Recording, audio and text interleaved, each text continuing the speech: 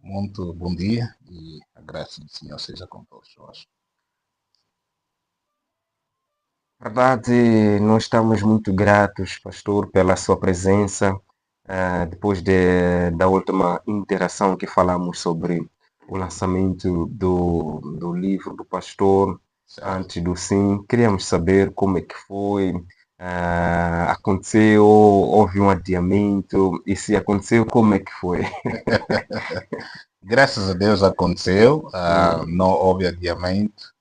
Ah, em linhas gerais, eu diria que foi um grande sucesso, hum, foi uma grande bênção. O livro já foi lançado oficialmente, já está disponível e queremos, por esta via, agradecer a todos os estimados ouvintes da Rádio Capital que se fizeram presente no evento. Foi uma grande bênção. Estivemos lá, pudemos conhecer os irmãos de forma, portanto, presencial, não nos conhecermos telefonicamente ou através, portanto, desta conexão da rádio. Tivemos a oportunidade de conhecê-los e também eles puderam nos conhecer ao vivo. Foi uma grande bênção, um momento também de confraternização, um momento, portanto, exclusivo. Foi uma grande bênção e queremos agradecer a todos. E continuamos, portanto, apelando que divulgue a mensagem. Para os que adquiriram o livro também, o hum, nosso maior canimambo, o nosso muito obrigado. E queremos incentivar que aquilo que vai lendo hum. também partilhe com os outros. Procura treinar um casal, dois casais, três Hum. ou mais com os conteúdos que você vai recebendo, porque é assim é o objetivo desta obra, é para que os seus conteúdos possam alcançar mais casais e assim poder impactar famílias e a nossa sociedade ou nação no geral. É verdade, pastor, o livro já foi lançado, mas há quem não acompanhou os retratos deste livro desde o início da conversa. Queríamos saber o que é que trata este livro, qual é o tema, quais são os pontos principais do próprio livro. O livro exclusivamente tem como o principal objetivo a preparação, portanto, daqueles que estão ah, numa jornada rumo ao É o casamento. grande sim, ao casamento, neste É caso. verdade. Este livro tem conteúdos contextualizados com a nossa realidade Hum, moçambicana, africana, no geral, portanto, para ajudar digamos, o candidato pelo casamento, os dois neste caso, a saberem como preparar-se da melhor forma, a preparação da mente, do coração, hum, para que possam entrar no casamento alinhados com, portanto, entendendo quais são as suas diferenças e como é que podem, de facto, trabalhar independentemente das suas diversidades, hum. trabalhar de uma forma unida e construir um lar que possa trazer muita alegria, muito prazer e se tornar um casal de referência na sociedade e Uhum, que possa trazer uma bênção. Claro que os princípios, os ensinamentos estão uhum, todos embasados nas escrituras. uhum, Tudo é baseado nas escrituras, é a palavra de Deus. Então, os ensinamentos estão, portanto, fundamentados com o objetivo central do casamento, que uhum, é o propósito de Deus para o casamento, não é? O uhum, casamento é o propósito de Deus, é o projeto de Deus, portanto tem que ser, portanto, construído de acordo com os princípios de Deus. uhum, Caso não seja observado esse aspecto, o casamento torna-se qualquer tipo de união ou uhum, contrato, como se diz aí por aí fora. Então, aí perde toda a essência de uhum. ser um casamento que vai refletir a natureza e o caráter de Deus. É verdade. E gostei desta colocação, de que o casamento é um propósito de Deus. Yeah, Até porque na nossa sociedade falou de que ele abrange quase toda a sociedade, fala daquilo que acontece na nossa sociedade. yeah, Eh, Temos ouvido, nós pentecostais evangélicos, que o espírito de vovô deixará, impede a pessoa de casar. porque o vovô zangou, esta mulher foi preparada para ser uma mulher para a casa. Então é possível que as pessoas compreendam que na verdade o casamento não é o propósito de meu pai ou da minha mãe, mas é um propósito de Deus. Claro, Deus é que une o homem com a mulher, assim Hum, como Deus fez logo desde o início, quando Deus deu a Eva, hum, a Adão em casamento. Portanto, Deus é quem prepara o homem para uma mulher, vice-versa, prepara uma mulher para um homem. Agora, não pode ser o homem traçar ou tentar traçar o trajeto da pessoa, hum, por mais que seja um avô, ou bisavô, ou mãe, ou pai, não temos toda a legitimidade. Portanto, hum, quem assim o faz, porque hum, pessoas podem entrar em pactos obscuros com o diabo que tenta sempre usurpar o hum, papel de Deus na vida das pessoas e é por essa razão que ele é considerado como assassino, como homicida, hum, quando ele mata as pessoas, uhum, assim como um homem, quando mata outra pessoa, é considerado assassino e homicida. uhum, Quando Deus mata, não é considerado assassino ou homicida, porque Deus é quem é autor da vida. é Ele tem o verdade. direito de dar a vida, assim como de tirar a Tirar. vida, e Hum, ele nunca será trazido à justiça. hum, Mas quando o diabo faz, que não é capaz de fazer de coisa de dar a vida, não é? uhum, Ele não consegue, não tem capacidade de criar o homem, hum, portanto, ele não tem a legitimidade de tirar a vida. Quando assim ele faz, ele é culpado. hum, Portanto, é culpado de sangue, porque ele não consegue, não é autor da vida. é verdade. Portanto, quando o homem tenta traçar o trajeto da vida de alguém, ele Hum, está usurpando o papel de Deus e por uhum, essa razão será também trazido a juízo. hum. E aí, ainda no livro, é dado a conhecer este poder aos casais, aos candidatos ao casamento, a relevância do amor, a relevância deste padrão de que o casamento foi uma coisa criada por Deus e não apenas nosso desejo ou a nossa vontade. Claro que sim. Tem o objetivo central é um dos capítulos que tratamos de uma forma exclusiva Hum, ah, sobre a questão do propósito do casamento. hum, Porque, portanto, o casamento. Quem é que originou o casamento? uhum, De como é que deve ser conduzido o casamento, não é? Portanto, quando nós vimos casais a casarem e depois procuram viver de acordo com padrões hum, culturais, tradicionais, seculares, não hum, é? Em vez de procurar conhecer os padrões daquele que instituiu o casamento, hum, eles pecam tanto e por essa razão nunca chegam a desfrutar aquilo que Deus intencionou como uma bênção para o casal. hum, É um equívoco, hum, podemos falar, porque falta de conhecimento, uhum, alguns simplesmente escolher rebelar-se daquilo que é a vontade de Deus revelada nas Escrituras. Portanto, nunca podemos violar os princípios de Deus para o casamento e esperarmos a bênção de Deus no mesmo casamento. É hum, impossível. é verdade. Yeah. Graças a Deus, vimos já o lançamento também pelas redes sociais, o pastor Ferga Mafuma apresentar o livro Exato. a Maria Zetaíba como a mestra de cerimônia e Yeah. virmos outras pessoas que estiveram lá para dar este apoio e também para compartilhar suas ideias. Como é que analisa este lançamento? Ocorreu como pensava ou se sonhava? Na verdade, como o primeiro lançamento, não é? Hum, Ah, não sabia o que esperar, só esperava em Deus. é verdade. Só esperava em Deus. Não tinha uma base de referência. Não tinha uma base de referência Hum, do que esperar efetivamente. O que eu esperava que viessem hum, irmãos, irmãs, hum, pessoas que estivessem apoiando a causa. é E isso verdade. aconteceu. Uhum. É essa a esperança que nós tínhamos. É, Agora, qual seria o resultado disso? Já uhum, não sabíamos o que esperar, só esperávamos em Deus. Qualquer coisa que Deus trazer à nossa mesa, ao nosso alcance, é para louvar a Deus. E isso uhum. que aconteceu. E depois deste lançamento, terá recebido algum feedback? Terá recebido algumas palavras que te incentivaram a continuar a escrever? E lá mesmo no próprio dia do evento, e não só depois disso, foi uma grande bênção Uhum, estarmos conectados com homens e mulheres que Deus se levantou e saberem como encorajar, edificar. E não só porque, por exemplo, o pastor Fernando Mafumo, a irmã, portanto, Maria, tiveram acesso à obra antes do lançamento, tem algumas linhas gerais sobre a obra, até porque o pastor Fernando Mafumo é que foi o revisor escritural e teológico. Então ele teve o conhecimento da própria, portanto, do próprio livro.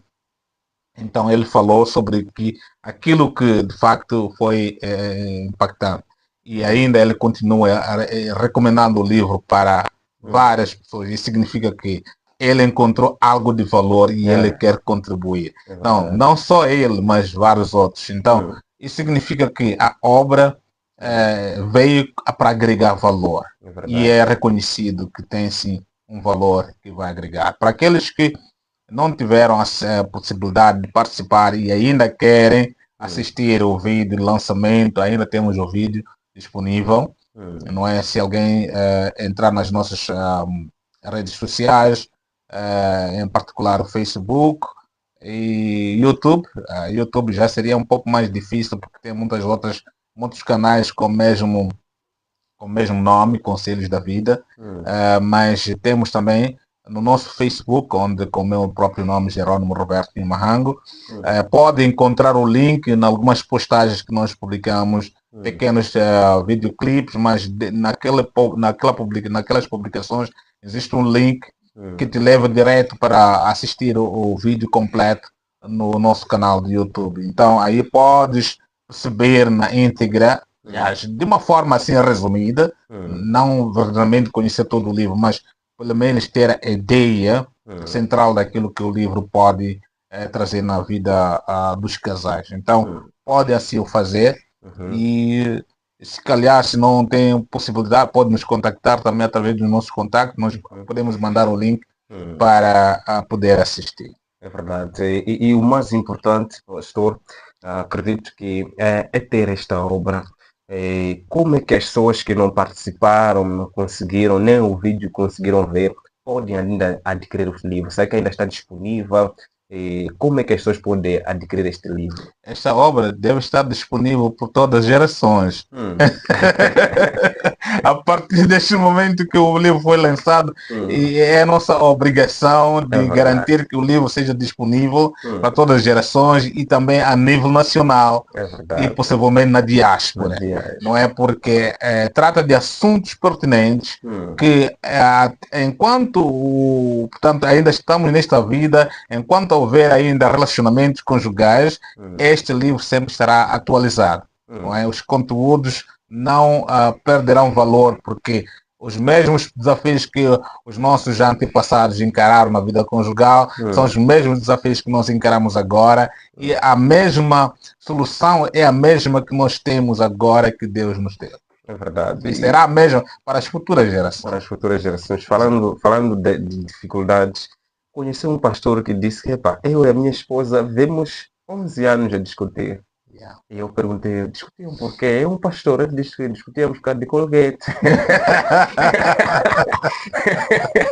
Eu, curioso, o que estava a acontecer? Ele disse que é porque a minha esposa, quando leva aquela pasta, bisnaga, assim, ele aperta do meio, eu não gosto daquilo. E nós discutíamos todos os dias por causa disso. Às vezes não nos falávamos. Então, desafios sempre existem. Desafios. Enquanto existe uma solução muito fácil para isso, não é? Mas quando as pessoas não sabem qual é a solução mais fácil para isso, eles podem viver 11 anos a sofrer, 25 anos a sofrer do mesmo problema. Enquanto que eu posso chegar aqui e te dizer uma palavra em 2 segundos e vocês resolverem esse problema. É verdade. Entendeu? Então, tudo tem a ver com o conhecimento. É por essa razão que Deus diz, Oséias 4:6 é um versículo clássico. Meu povo perece por falta de conhecimento. E tem que ter quem nos revela este conhecimento. É isso mesmo. É por essa razão que temos que ir à escola para termos ensinamento dos professores, temos que ir à igreja, temos pastores, temos que ir aonde temos mentores na área de negócio, temos mentores, temos coaches, todos aqueles que estão na área das finanças, temos profissionais na educação financeira, tudo, em todo lado precisamos aprender alguma coisa. Não é? Verdade. É Então, verdade. é isso. Na vida conjugal também precisamos de conselheiro. Precisamos, até porque temos a oportunidade de sermos laiuados na igreja no dia do próprio Só casamento. que aquilo não é suficiente mesmo. Naquele dia onde as emoções estão no top do Hum. termômetro, não é? Você não tem a capacidade de receber nada. Aí só está a dizer, ei, está a me impedir aqui, eu não posso esperar para o final do dia, não é? Principalmente os homens. Só estão à espera do final do dia, É não verdade. é? As mulheres também estão preocupadas de outros detalhes aí, não Hum. é? Então, aqueles dias não são dias E ideais depois para quando apresentar. chega no salão tudo aquilo desaparece, esqueceram. Yeah. Então, não são os dias antes do casamento, estamos a falar daquela semana onde que vai decorrer o evento do casamento. Não é uma semana certa para concentrar pessoas para Hum. aconselhar, não é. Hum. Não é uma semana certa. Então, aquele evento aí de colaia, aquilo aí é como pôr água em cima do pato, não é? É só para mostrar que nós fizemos isso. É tipo um ritual, não é? Já passei daí. É como um carimbo que já passaste, pronto, pode Hum. casar, não é? Eu vejo que cada dia mais que passa é necessário nós termos esta obra, dada a sua relevância, a sua importância, e que este livro não só ah, o professor, aliás, o pastor e escritor está a retratar assuntos de casamento, mas também tem muito ensinamento que pode ajudar muitas pessoas e muitos casais a terem uma relação muito mais saudável. É, professor, mas, aliás, pastor, já que ontem estávamos com o professor Mafuma, Também sou professor, não sabias, né? então nós estamos perdidos. Até porque quando mencionaste isto, para até alguns portanto, ouvintes que já sabem do programa que nós oferecemos de formação bíblica, alguns que estavam à espera de abertura para as inscrições estão abertas, já estamos a passos largos para o início das aulas. As aulas vão iniciar no dia 6 de setembro, portanto, se ainda estavas esperando, esta é a hora, este é o momento de se levantar e se inscrever. Então, para aqueles que já têm um conhecimento, que já vínhamos falando por algum tempo, então é só se levantar e se inscrever. Não espere, porque este é o último trimestre do ano, então não espere para o próximo ano, porque tem muito que você poderia aproveitar ainda este ano. E chegar no próximo ano já tendo recebido uma bagagem que não vai se arrepender. Não vai se arrepender. Até porque o tempo de Deus é melhor que o nosso próprio tempo. Claro, claro, claro. E já que estamos à vontade, podemos chamar de professor, de escritor, de Sim, pastor, até de certo. irmão, até de Isso amigo, mesmo, até de isso. esposa de alguém. Podemos até chamar assim. Esposo de alguém, ok. Falaste bem.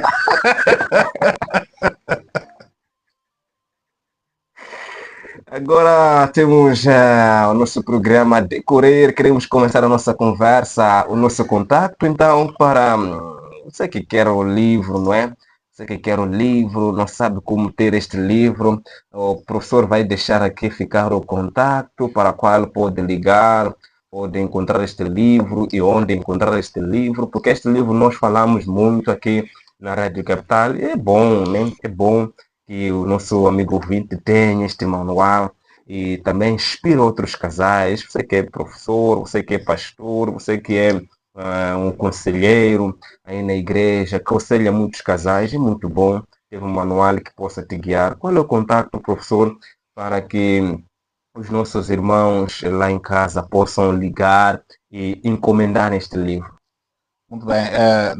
Pode nos contactar através do 87 87 911 911 3748 3748 84 ou 84 911 911 3748. 3748.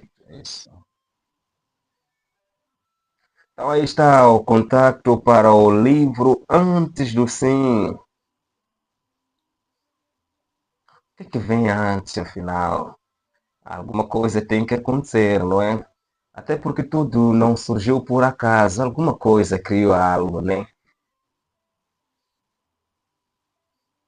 E hoje vamos falar sim do amor incondicional. É o tema proposto para hoje, porque já estamos mesmo com 10 horas e 38 minutos. Professor, então, queremos falar sobre o amor incondicional. Quais são os pontos prévios para falarmos deste tema? Eh, Quando eu penso sobre o amor incondicional de Deus, eu vejo esse tema como o tema dos temas. Hum, O tema dos temas. É o tema central das Escrituras. É o tema central da mensagem de Deus. Não é? Quando nós lemos a Bíblia, se nós a lemos como a carta de amor da hum, parte de Deus para nós teremos muito que desfrutar, teremos maior aproveitamento. Quando nós lemos a Bíblia, nos aproximamos da Bíblia como hum, uma carta de amor. Não é? Quando o pai escreve uma carta hum, revelando o seu coração a nós como, portanto, filhos, e não só como filhos, mesmo antes de sermos filhos, quando simplesmente éramos criação, criaturas de Deus, Deus escreveu essa carta revelando o seu coração, revelando o seu amor para a humanidade no hum, geral. Portanto, quanto mais quando nos tornamos já filhos, hum, esta carta até ganha mais proporções de peso, relevância, não é? E nos dá ainda maior entusiasmo para lermos a cada dia. hum, Não lemos a Bíblia por questões de regras, de cumprir regras, mas lemos porque não podemos esperar para ouvir o que o Pai tem a dizer, hum, não é? É uma carta de amor para nós. Portanto, quando nós ouvimos sobre o amor incondicional, Deus nos amando, aquele que conhece o nosso pior, mas mesmo assim ele nos ama perfeitamente. hum, Quando chegamos aqui, eu ouvi o irmão Moisés falando sobre o amor de Deus, quando referenciavam hum, a questão da parábola do filho pródigo. hum, Então, se nós conhecêssemos Deus, olhássemos para Deus, vendo o caráter de Deus, não é a natureza do amor de Deus, olhando para, portanto, portanto, o retrato desta parábola de filho pródigo em Lucas capítulo 15, nós temos muito que aprender. Muitas das é, vezes nós pensamos que entendemos esta parábola, mas há muito que podemos ainda aprender é esta verdade. parábola. Sim. Então, há muito que podemos aprender sobre o amor de Deus e é um pouco que vamos tocar hoje Hum, sobre o amor incondicional. é verdade.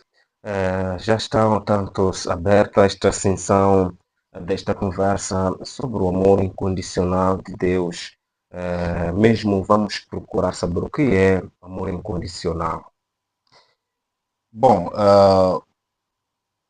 a palavra já diz tudo, não é? Não precisamos aqui trazer uma definição teológica, Hum, mas é uma definição muito simples. O hum, amor incondicional significa que é o amor que não coloca nenhuma condição ou hum, pré-requisito para ser amado. hum, Okay? Não existe nenhum requisito que você precisa preencher ou não precisa de nenhuma qualificação para você ser amado. hum, Deus ama a cada um de nós de maneira como nós somos, do hum, jeito como nós somos, com os nossos comportamentos, mau comportamento, bom comportamento, más atitudes, más ações, boas atitudes. Não importa quem você é, não importa o que você faz, Deus te ama de igual maneira. Deus ama, portanto, o bom de igual maneira como ele ama o pecador, é não é? verdade. Ou a pessoa ruim. Deus ama, não ama com graus, ele ama de uma forma constante. O amor de Deus é constante, não tem graus, não é? Não tem a acepção de pessoas, não escolhe quem vai amar e quem vai, portanto, odiar, não é? Ainda que existam alguns indícios dessa natureza, mas de princípio, como a natureza do amor de Deus, Deus libera o amor a todos. Deus libera o amor. Só que há uma diferença da nossa experiência desse amor. Tem pessoas que experimentam mais o amor de Deus porque escolhem se aproximar mais, receber mais, e tem aquelas pessoas que o amor de Deus parece que não é real nas suas vidas porque eles escolhem se distanciar do amor de Deus e da presença de Deus. E para esses, o amor de Deus parece ser distante ou Hum, quase que condicional. é verdade. Estamos a falar do amor incondicional de Deus. Existe diferença entre o amor incondicional do homem e o amor incondicional de Deus? A verdade é que o homem não tem como amar incondicionalmente. O homem ama com condições. O homem é condicional em suas ações. O homem pode aprender o amor incondicional de Deus, pode receber, pode aprender e pode sim aprender a amar com amor incondicional a outras pessoas, mas não portanto, da sua procedência natural. Ele tem que receber. Quando se coloca na posição de receber esse amor, ele pode sim já poder transmitir esse amor a outras pessoas, porém em capacidades limitadas. Yeah. Tanto estamos a ver que o homem não tem esta capacidade de amar como Deus. A Bíblia nos ensina que Deus nos amou primeiro. O que é que isto significa, que Deus nos amou primeiro? Antes de responder essa questão, deixa-me só ler uma passagem. Perdão, na mesma passagem onde existe este versículo, que é a primeira carta de João, carta de João, capítulo número 4, vamos ler os versículos, portanto, 7 e 8, e depois vamos ler o versículo 16. E assim diz a palavra, versículos 7 e 8, diz assim: Amados, amemo-nos uns aos outros, porque o amor é de Deus, e qualquer que ama é nascido de Deus e conhece a Deus. Aquele que não ama não conhece a Deus, porque Deus é amor. E no versículo 16 diz assim: E nós conhecemos e cremos no amor que Deus nos tem. Deus é amor, e quem está em amor está em Deus, e Deus nele. E o versículo 19, da qual o irmão citou: Nós o amamos a Ele, porque Ele nos amou primeiro. Ok, esta passagem, primeiro, deixa-me só citar o seguinte: o amor de Deus é tão único, é exclusivo, é diferente de qualquer tipo de amor que nós, seres humanos, podemos expressar, podemos ter uns para com os outros. Tem um senhor que foi conhecido como Oswald Chambers, que foi capelão de um grupo de jovens, não é? Portanto, associação de jovens. E ele pregava durante a Primeira Guerra Mundial a esse grupo nos hospitais também, onde os soldados eram tratados, etc, etc. Ele descreveu, portanto, a vida da fé como um salto para o escuro. Um salto para o escuro. Isso significa que você está saltando para um sítio incerto. Ou seja, quando você assume a confiança em Deus, entregar-se a Deus, você está a fazer uma entrega sem garantias. Não é? Você está confiando que Deus é amor, porque Ele me chama para andar pela fé. Deus é quem vai cuidar de mim, é quem vai me sustentar. Por mais que você não vê para onde você está saltando, para onde você vai, assim como Abraão, quando foi chamado por Deus, sai da sua parentela, sai da casa dos seus pais, vai para uma terra que eu vou lhe mostrar. Ele não sabia para onde ia, mas ele fez um salto para o escuro, um sítio que ele não podia ver. E com isso ele confiava uma coisa, que Deus me ama. E que Deus me ama, Ele tem bons planos para mim. Essa é uma das coisas que nós precisamos ter em nossas mentes, em qualquer ação, em qualquer projeto que Deus coloca diante de nós, em qualquer desafio que Deus nos apresenta. A nossa premissa deve ser: Deus me ama. Ainda que eu ande pelo vale da sombra da morte, Deus está comigo. Não é? Porque Deus é que Deus me ama. Deus é amor. Ok? Em 1 João 4, versículo 8, 16, aí fala sobre a questão de Deus ser amor. Apesar de que hoje em dia temos religiões e ideias filosóficas que tentam distorcer, inverter essa verdade divina, dizendo que o amor é Deus, não é? Como algumas religiões panteístas e algumas ideologias filosóficas que tentam inverter isso, mas em ponto nenhum a Bíblia descreve o amor como Deus. O amor não é divino. Não é divindade, para bem dizer. Não é divindade, mas Deus é quem é amor. Não é? Deus é quem expressa o seu caráter através do amor. Mas o amor não é uma divindade. Ok? O amor não é Deus. Tem pessoas que às vezes confundem essa expressão. Portanto, tem um outro que disse que Deus é amor, ou seja, essa expressão de que Deus é amor é a melhor e a suprema declaração que existe nas Escrituras. Deus é amor. É a mais profunda expressão que está nas Escrituras. Deus é amor. E muitas das vezes nós não entendemos a simples palavra de que Deus, as simples palavras que Deus é amor. Deus é amor.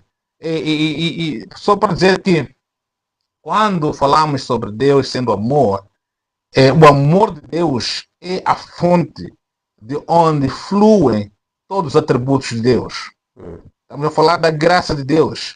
A graça de Deus só portanto, é possível por causa do amor que Deus tem para conosco, com a humanidade. Portanto, quando a Bíblia diz que Deus nos amou primeiro, respondendo à sua questão, é que Ele é que tomou a primeira iniciativa. Ele é que agiu primeiro. Não é? Temos aquela questão de, por exemplo, sabemos sobre a questão da doutrina da reconciliação, não é?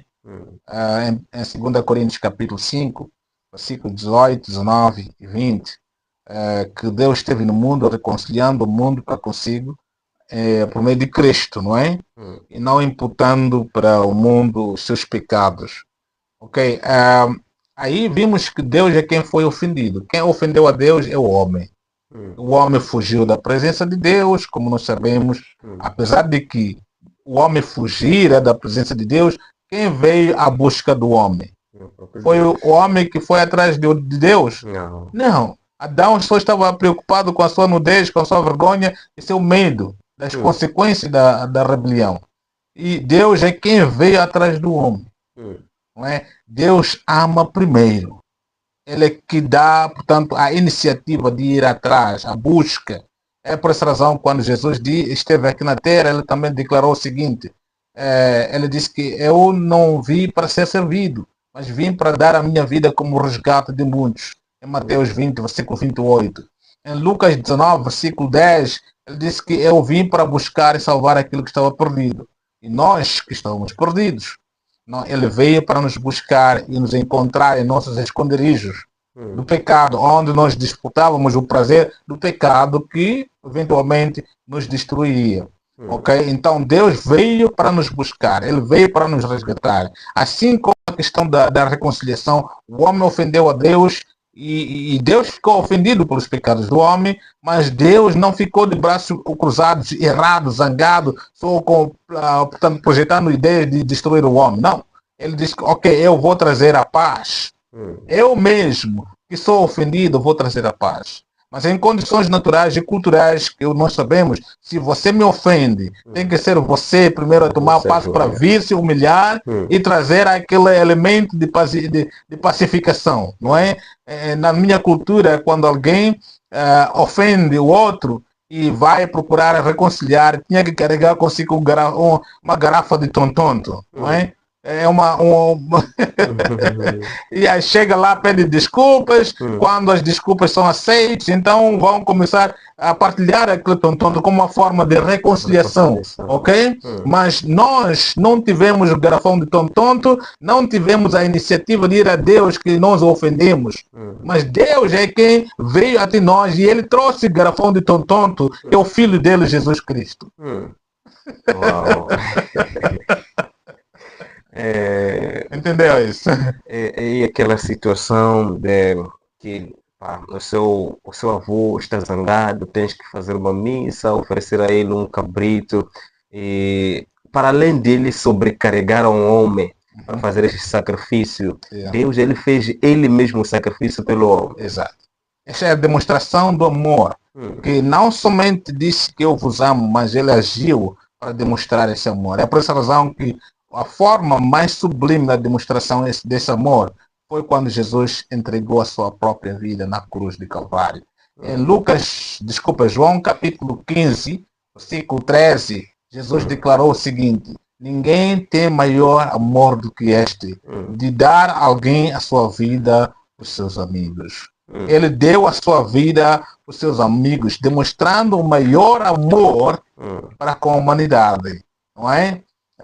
Estava conversando há dias com, digamos, um pastor de uma determinada igreja, ele falando sobre a questão da disciplina na igreja para com os discípulos, porque muitos não ouvem dos discípulos, são rebeldes, e muitas das vezes eu tenho que sancionar eles para não servir mais, não é? Porque não ouvem, não é? Tenho falado sempre com eles, mas não ouvem, estão repetindo as mesmas coisas. Ok, há o lugar de disciplina sim, mas muitas das vezes nós somos mal temperamentados, não é? Digamos, somos temperamentais, somos coléricos em algum momento, nós nos zangamos facilmente, somos impacientes e queremos ver as pessoas crescerem de uma forma tão rápida, não é? Compreender as coisas espirituais e agirem como homens e mulheres espiritualmente maduras e que não vacilem e seguem as regras da igreja ou do pastor de uma forma assim, portanto, de uma forma linear, e muitas das vezes nós ficamos decepcionados porque cada um tem sua capacidade, cada um cresce ao seu ritmo, cada um precisa de graça, não é? Nós precisamos de muita graça para crescer, e se Deus agisse como nós agimos, quem poderia subsistir? Não é? Em Salmo 130, versículos 3 e 4, a Bíblia diz que se Deus marcasse as nossas iniquidades, quem poderia subsistir? Se Deus observasse ou contabilizasse, marcasse cada pecado que nós cometemos, quem poderia subsistir diante de Deus? Ninguém. E o versículo 4 de Salmo 130 diz que nele há perdão para que seja temido. Não é? Nele há perdão, em Deus há perdão. Não é? É o fruto do amor incondicional de Deus, falando da misericórdia de Deus. Ontem tivemos um estudo sobre um dos piores reis que Judá teve, que é o rei Manassés. Um rei que fez piores atrocidades, piores pecados, ao ponto de ir queimar os seus filhos no fogo, como sacrifícios aos ídolos. Não é? No segundo livro de Crônicas, capítulo 33, se você criar tempo, pode ler a história de como Manassés foi tão pior. Ele cedeu em maldade até os reis de Israel, que na maioria eram maus, não é? Mas Deus permitiu que os assírios, os babilônicos, viessem prender ele, colocassem ganchos nos seus narizes e levar ele à Babilônia como um preso. Não é? Mas quando estava na cadeia, na prisão, ele humilhou-se diante de Deus. Ele humilhou-se, orou, e Deus aplacou-se dele, ele teve compaixão, teve misericórdia, perdoou ele e ainda o restituiu para a sua posição de rei em Jerusalém. Veja lá só, um homem que cometeu tantos pecados, que trouxe abominações no templo de Deus, não é? E guiou todo o povo de Judá, não é? Para adorar os ídolos, não é? Que tamanho de pecado que ele cometeu. E ele viveu mais anos como rei, como monarca, e ele cometendo vários tipos de pecado. Mas Deus ainda teve misericórdia. E a Bíblia diz que Manassés, quando foi perdoado por Deus, ele depois conheceu que o Senhor é Deus. Olha só, que Deus não foi conhecido por Manassés por usar a sua força coerciva, não é? Mas quando ele usou de misericórdia para com ele. Manassés reconheceu que Deus é Deus. Quando Deus teve compaixão com Nabucodonosor, em Daniel capítulo 2, não é? Depois de Nabucodonosor se exaltar, se gabar e Deus o destornou. Ele foi até portanto, a floresta, viveu como animal, mas depois de um tempo, ele ergueu os seus olhos para o céu. Ele reconheceu que existe um Deus que é soberano. E quando ele reconheceu que existe um Deus, Deus fez o quê? Restaurou ele ao seu trono. As misericórdias de Deus são a causa porque não somos consumidos. Em Lamentações capítulo 3, versículos 22 e 23. E se não fosse pelas misericórdias de Deus, quem poderia estar em pé? É por essa razão que Hebreus 4:16 diz que nos acheguemos com ousadia ao trono da graça, onde alcançamos misericórdia, a fim de sermos ajudados em tempo oportuno. Quando nos achegamos na presença de Deus, a semelhança do filho pródigo, quando nos se achegou, regressando para casa com toda aquela situação e condição, portanto, desagradável, não é? O que ele recebeu primeiro? É a misericórdia. Em Isaías 30, versículo 18, Deus esperará para ser misericordioso de nós. Ele está esperando para nos abraçar, como o pai do filho pródigo estava esperando. Estava esperando para ser misericordioso. Quando o filho chega e logo começa a confessar: pai, pequei contra os seus e contra ti, e nem mereço ser chamado seu filho. O pai já estava pronto, já tinha perdoado no coração. Ele só estava pronto para restaurar, e o amor do pai transformou o filho. Não é? Então, esse amor é tão raro para nós encontrar. É o amor de Deus que foi atrás de Pedro, mesmo depois de conhecer a Cristo por 3 anos, um período de mais ou menos 3 anos, e depois, no fim, quando desapontado com o fato de que Cristo morreu, e o fato de que ele tenha negado a Cristo, aquilo foi um peso tão doloroso na consciência de Pedro que não conseguia suportar a culpa. Ele disse que eu vou voltar para o meu antigo ofício, em João capítulo 21. E porque era um líder influente, ele podia influenciar os outros, que nós também vamos consigo. Estavam a voltar, já estavam a desistir da missão que Cristo os chamou para realizar. Lembra que no início, em Mateus 4:19, diz que eu os farei pescadores de homens. Mas agora, já lá no final do capítulo, portanto, 20 de João, ele diz que eu já vou voltar. Porque ele tinha culpa do fato de que ele negou a Cristo, não é? Aquela culpa o atormentava dia e noite. Não foi o Cristo primeiro a dar o início de rejeitar o Pedro. Foi o próprio Pedro, sim, o próprio pecador, é que foge de Deus. A culpa nos atormenta ao ponto de nós concluirmos que Deus já não quer mais nada de nós. Não é? Mas quando Cristo é ressuscitado, vai atrás de Pedro. Ele vai restaurar a Pedro. E Deus diz que Jesus não muda a sua mente. Não muda. Você que me negou diante do público, quando eu tanto te precisava naquele momento, você me negou. Ele não diz que você vai desqualificar de ser pastor. Ele perguntou sobre isso. Ele não desqualifica o Pedro de ser o primeiro pastor da igreja lá. Não é? Então, veja lá esse tipo de amor. E Jesus Cristo sabia que o Judas Iscariotes era o ladrão. Mas ele deixou ele com o cofre. Que tal nós colocarmos tesoureiros às pessoas que nós conhecemos que são infiéis na questão da gestão das finanças das nossas igrejas? Deus conhecia a atitude de Judas Iscariotes. Jesus Cristo conhecia, mas ele confiou ele com dinheiro.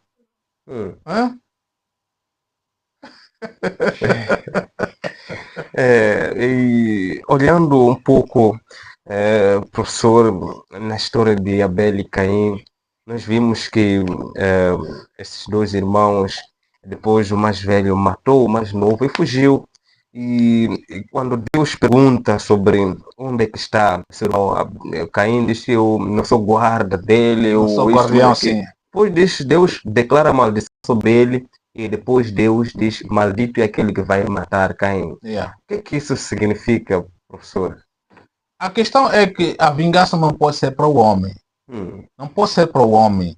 Em, digamos, Romanos capítulo 12, versículo 19, aí está escrito que não vos vingueis a vós mesmos, pois está escrito: a vingança é minha, eu retribuirei. Deixa-me confirmar este versículo, Romanos 12, versículo 19. À medida que eu vou crescendo, a minha memória às vezes me trai.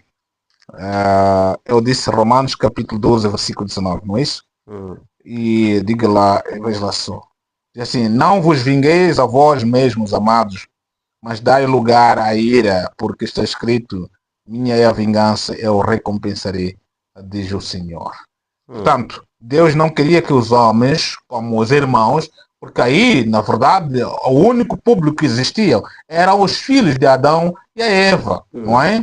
Eram os filhos de Adão e a Eva que Deus, eles tiveram, mas, portanto, como os irmãos, a única família que tinha a legitimidade de vingar o sangue de Abel é a família de Adão e Eva, porque são os irmãos. Portanto, não, aquelas alegações de que havia um outro povo, essas coisas todas, é simplesmente portanto, tentativa dos incrédulos tentar manchar a história da Bíblia das origens, como sempre tem sido a questão da tentativa de manchar, ou seja, desacreditar aquilo que Deus fez, não é? Porque os primeiros 11 capítulos de Gênesis são atacados de uma forma demasiada de ambos os lados, de todos os lados, não é?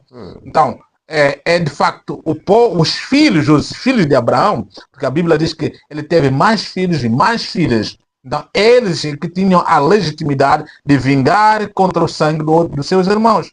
Mas Deus diz que não levem isso como o vosso trabalho de vingar. Se eu quiser vingar o sangue de Abel, eu o farei. Então não pode ser outra pessoa. Ok? Deus dá essa condenação. Se nós, muitas das vezes, quando nós julgamos as pessoas e colocamos uma sentença, nós estamos a usurpar o lugar de Deus. Esse é o papel de Deus. O único julgamento que nós, como crentes, temos o direito de fazer é de discernir entre o bem e o mal, entre o certo e o errado. As doutrinas bíblicas, nós temos que discernir, julgar se isto é correto ou não, é bíblico ou não. Como Atos 17, versículo 11, os crentes da Bereia, eles foram mais, portanto, digamos, eram mais nobres, porque quando ouviram o evangelho pregado por Paulo, eles se responsabilizaram para examinar as escrituras, para saber se o que Paulo pregava era consistente e coerente com o que foi ensinado antes, não é? Tanto no Antigo Testamento, ou assim como a mensagem de Jesus, ou não, não é? Então, esta é a nossa responsabilidade de discernir. Em 1 João 4:1 diz que temos que examinar os espíritos. Que não são todos os espíritos que são de Deus. Existe o espírito do anticristo, mas também existe o espírito da verdade. O espírito do erro, o espírito da verdade. Temos que ter a capacidade de examinar. Essa palavra examinar, no grego, é julgar. O julgamento que nos é proibido é aquele de julgarmos e dar a sentença. Não é? Nós não temos a legitimidade de o fazer. A única legitimidade que nós temos é de discernir. Não é saber como examinar se este é o caminho certo, este é o caminho reto. Não é? Estou sendo induzido para o erro ou estou sendo guiado na verdade. Nós temos que examinar essas coisas. Até temos que nos examinar a nós mesmos. Em 2 Coríntios 13, versículo 5, para ver se estamos na fé ou não.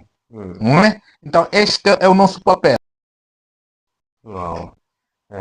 Eu fico maravilhado pela forma como o professor domina e memoriza os versículos e os capítulos sempre que vai citar alguma coisa. Mas aqui temos uma pergunta. Se Deus nos ama de forma incondicional, por que permite que passemos por provocações? Provocações ou provações? Provações. Ok, tenho uma resposta para isso. Até que faz parte da minha preparação aqui. Um dos grandes problemas que nós temos, não é? Um dos grandes problemas que nós temos para compreender o amor de Deus é o sofrimento. É a causa do sofrimento. O sofrimento desafia a nossa compreensão do amor de Deus. Desafia de uma forma demasiada. Por quê? O sofrimento primeiro, é doloroso. O sofrimento dói, tanto no contexto físico, no contexto emocional ou psicológico. O sofrimento dói, não é? E ainda o sofrimento traz confusão, não é? Traz confusão em nossas mentes. É difícil de compreender as causas do nosso sofrimento. Por que eu sofro? Aqui uma vez já falamos Até um dos ouvintes nos lembrou sobre esta questão, estamos a conversar ao longo da semana, que quando nós sofremos, geralmente a questão que nós colocamos, por que eu? Por que eu? Por que não é o Ed que está a sofrer? Não que eu que sou pastor, não eu que sou isso, mas aquilo. Não, mas a questão quando nós colocamos por que eu, não quem você queria que fosse a pessoa que sofre. E lembre que todas as pessoas têm uma e outra coisa em que eles sofrem. Todas as pessoas sofrem. Tem algum sofrimento que lhes atormenta. Não é? Seja doença, seja desafios portanto, financeiros, qualquer coisa. Não é? Por mais que seja uma pequena coisa, que você pode considerar uma pequena coisa, quando aquela pessoa não tem a capacidade de suportar aquela situação, ele vai sofrer. Não é? Vai estar a sofrer. Portanto, outra coisa é que o sofrimento nos distrai. O sofrimento nos distrai. Isto é, o sofrimento, em vez de nós estarmos focados no amor de Deus, nós ficamos focados em nós mesmos, ficamos focados na nossa dor, na nossa miséria, no nosso sofrimento. Então, em vez de nós estarmos focados no amor de Deus e naquele que nos ama, nós ficamos focados numa coisa errada. Ok?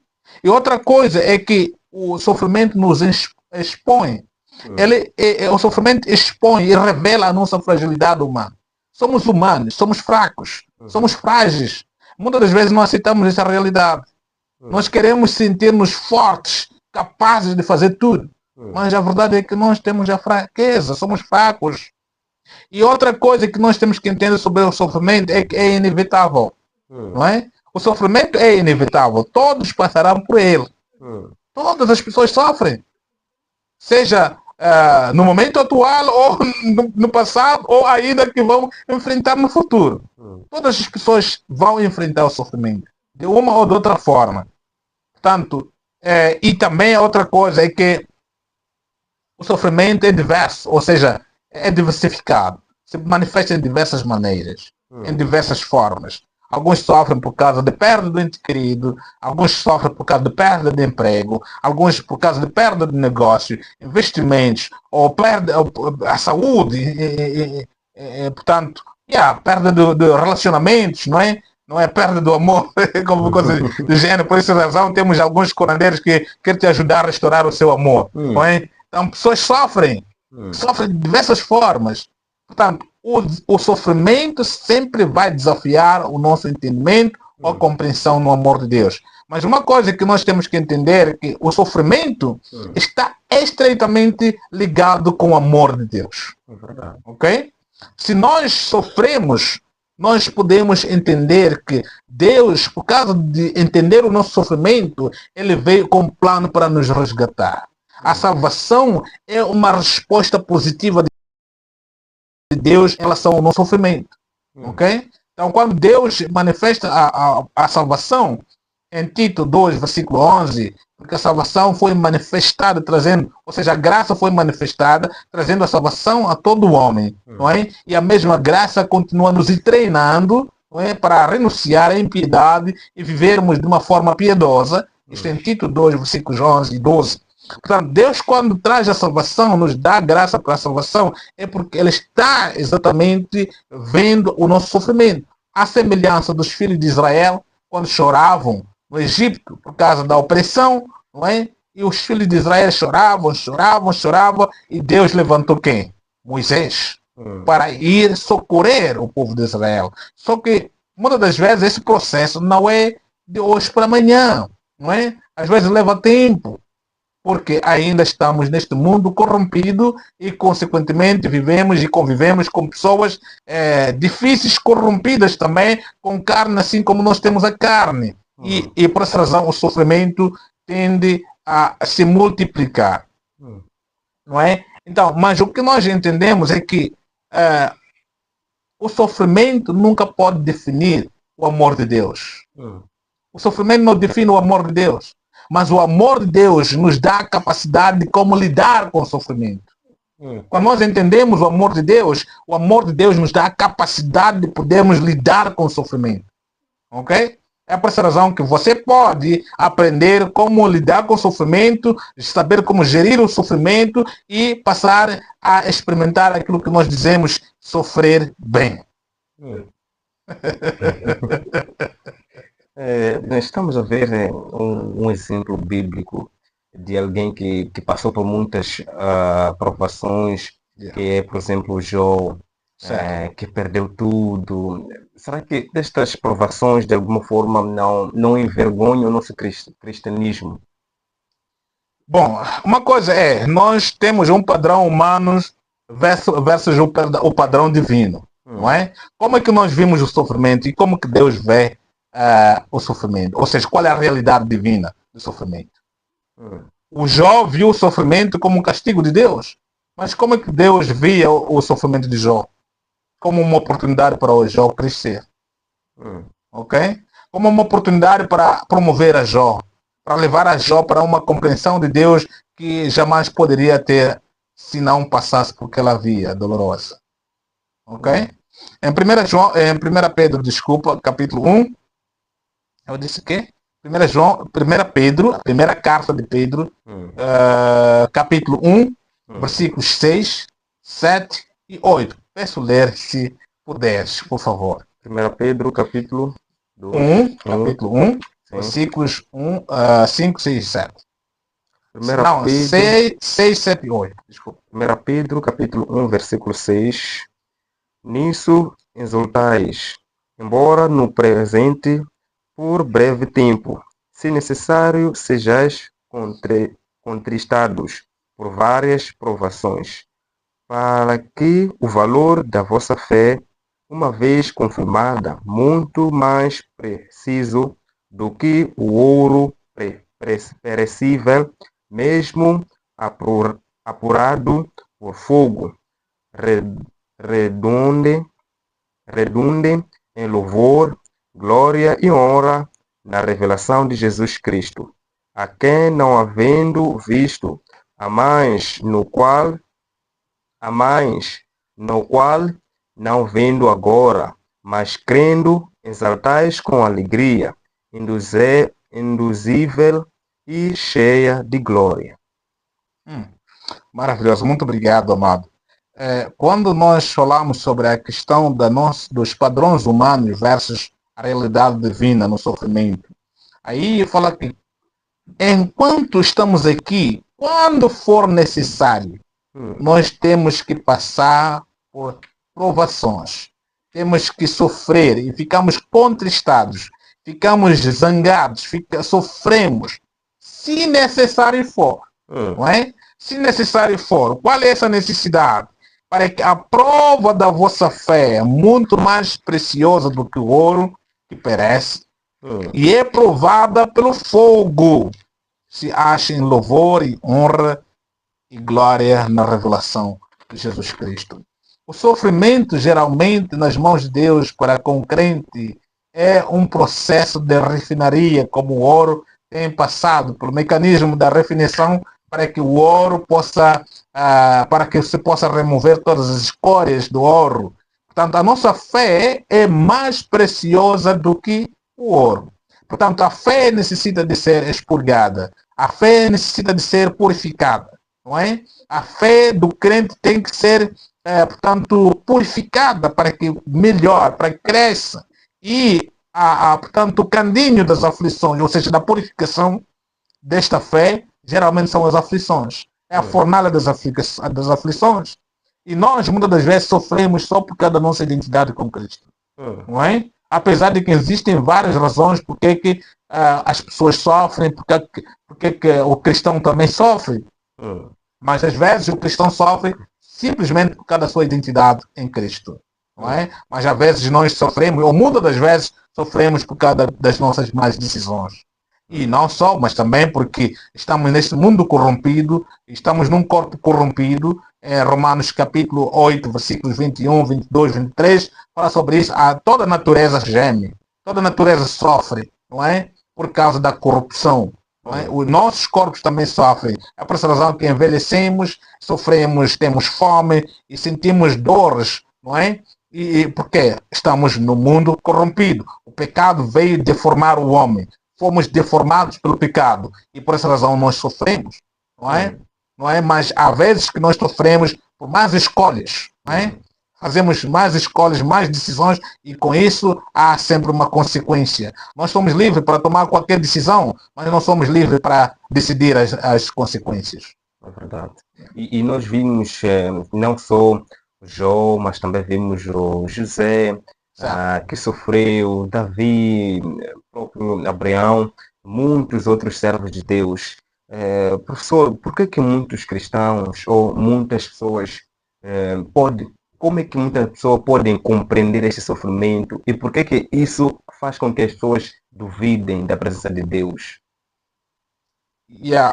Digamos que, na maioria das vezes, é que quando nós estamos sofrendo, o nosso foco está mais no sofrimento do que em Deus. Conforme falamos aí, o sofrimento nos distrai do que nós precisamos manter o nosso foco, não é? Quando Hebreus 12, versículo 2 nos exorta que temos que manter os nossos olhos fitos a quem? A Cristo, que é autor e consumador da fé. Não é uma simples exortação. É que nós vamos passar por desafios. Mas se nós saber onde nós olharmos, fixarmos a nossa mentalidade, os nossos olhos, as nossas aspirações, nós podemos encontrar um conforto sobrenatural e tão profundo que, mesmo no nosso sofrimento, nós podemos cantar, louvar, glorificar a Deus, assim como Paulo e Silas, em Atos capítulo 16, sendo chicoteados, sangrando, algemados, lançados na prisão, mas à meia-noite se levantaram com voz de louvor e adoração, mesmo no seu sofrimento, porque eles estavam com olhos fitos a Cristo, não nas suas dores e suas chagas. Ok? É verdade. Então, aí os cristãos podem olharem para o sofrimento como se fosse, ou como o professor ensinou, que é uma forma de promover o cristão para uma outra dinâmica de vida. É verdade que quando nós compreendemos a realidade de Deus, como é que Deus, por que Deus às vezes permite o sofrimento, tem motivos que já, alguns desses motivos são claros nas Escrituras. Muitas das vezes não podemos sempre atribuir o sofrimento à vontade de Deus. A verdade é que às vezes é a consequência inevitável das nossas escolhas. E cada crente vai saber que eu sofro agora por causa das minhas escolhas erradas. Não é? E isso não é um segredo. Quando você sofre por causa das suas escolhas erradas, você vai entender. Só se você ser um hipócrita ou fingido como se não entenda as coisas, não é? Onde você quer sempre se apresentar como uma pessoa santinha e todo o mundo que está culpado, você que somente é uma vítima. Muitas das vezes, nós tomamos decisões erradas e esperamos que as consequências sobrecaem a outras pessoas, não é? Mas só porque nós queremos a justificação, e muitas das vezes acabamos lançando a culpa a Deus, ou às vezes a Satanás, e o diabo até pode dizer que desculpa, eu não fui o causador desse sofrimento, você mesmo que tomou a decisão, não é? Então, muitas das vezes culpamos o diabo só porque ele merece ser culpado. E excepto nós mesmos. Nunca viramos o dedo e dizer, olha, esta é a minha culpa. São poucas pessoas que assumem que eles é que são culpados pelas suas escolhas e pelas atrocidades que sofrem. Mas muitas das vezes, conforme falamos, temos que entender que às vezes o nosso sofrimento é um sofrimento genuíno. Sendo um sofrimento genuíno é por causa da nossa identidade com Cristo. É verdade. 8401-93471, 8401-93471, número pelo qual pode ligar-se para nós. Estamos a falar do amor incondicional de Deus.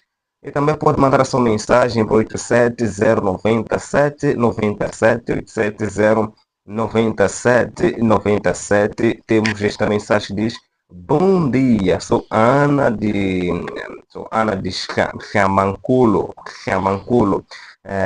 Estou a ser abençoada. Muito obrigado, Ana, que mandou uma mensagem para nós, para 8401-93471.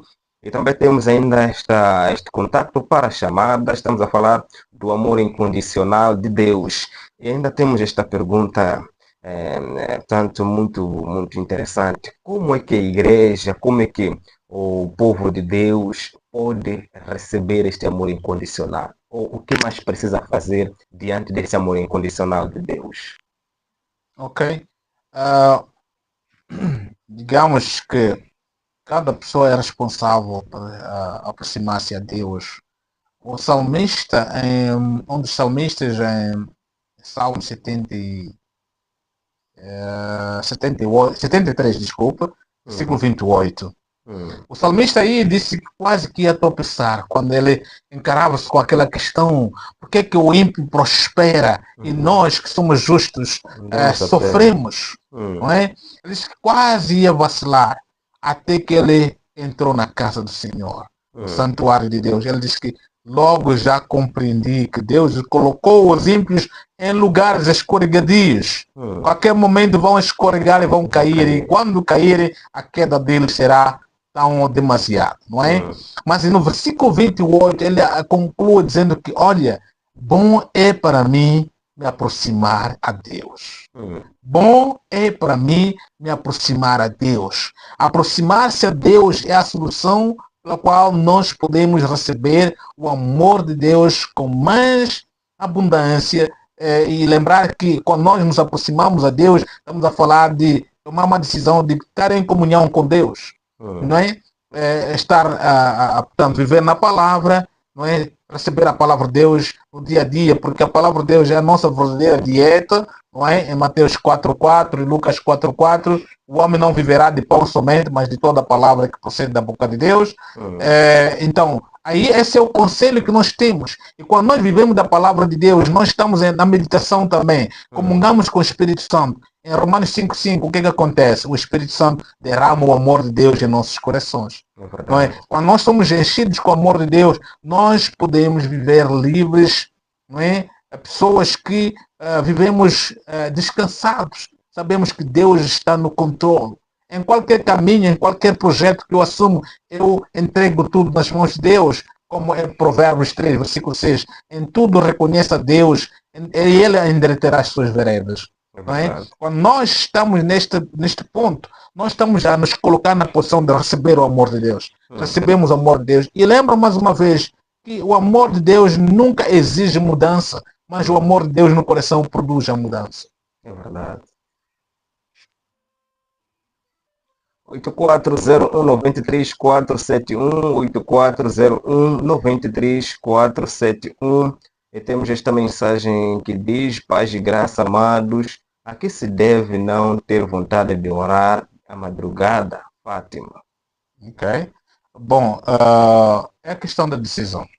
Hum, Mas muitas das vezes essa decisão tem que ser, portanto, digamos, motivada por saber que você estás a comungar com um pai que te ama. hum, E às vezes nós não temos este entendimento de querermos estarmos com aquele que nos ama perfeitamente, porque nunca fomos amados de uma forma prática com alguém, e não temos uma referência exata hum. do amor. Ou seja, a nossa percepção do amor é muito deturpada aqui. Qualquer pessoa que preferiu que nos amasse, ele só Hum, queria tomar vantagem de nós, é não verdade. é? Vamos, Então, vamos receber um ouvinte. Ouvinte em linha, Paz do Senhor. Graças a Deus. Paz, como está, meu amado? Graças a Deus que me deu com um programa que nos ajuda a crescer espiritualmente. E aí, como estão? Estamos bem, graças a Deus. Com quem temos o prazer de conversar? Para conversar com o irmão Antônio João Colasso. Há quanto tempo? A parte que eu ouvi ontem, quando estava mandando saudações ao irmão David Santos Hum, Machado, toda a turma. Eu hum. agora estou esquecido. Oh, O meu nome não, o nome da cabeça é esquecido. cabeça de lista. Muito perdão, pedimos perdão por isso, chefe da turma. Não tem problema, não tem problema. Mas isso é muito bom quando o país anda com os ouvintes, deixando o presidente. O presidente é pessoa, mas nós consideramos mais a população. Hum, Amém. Se falar da população, também fiquei muito abençoado. Oh, que bom. Muito obrigado. Acho que o irmão Ed tem que esquecer mais pessoas para poderem ligar no dia seguinte. Então, o tempo que já se foi embora. Agora estava falando com a irmã Maria Salibo. Ela me enviou o número. Primeiro eu liguei com o número antigo. Então, ela quando me enviou o número, mas houve contradição de dígitos. Ela me enviou 87, afinal de contas é 84. Sim, já estamos sem tempo mesmo. Sem tempo. Mas pronto, liguei para agradecer a palavra, agradecer ao pastor aí, o homem de Deus. Está explicando tudo corretamente. Só nos precisamos de pessoas que possam nos abençoar espiritualmente, possam nos explicar tudo, posso naquele que me fortalece, como disse o Filipenses 4, versículo 13. Então, nós somos procurados, nós cristãos sempre, vamos morrer a sermos procurados. É verdade. Muito obrigado, já não temos tempo mesmo, até a próxima. Muito obrigado também. O pastor quem? Pastor Jerônimo. Pastor Jerônimo, muito obrigado. Obrigado. Aquele abraço. Aquele abraço.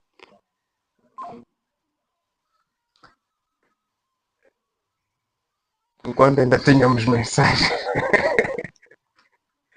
É que já não tem mais nada que posso fazer. Não, lembra de despedir, né?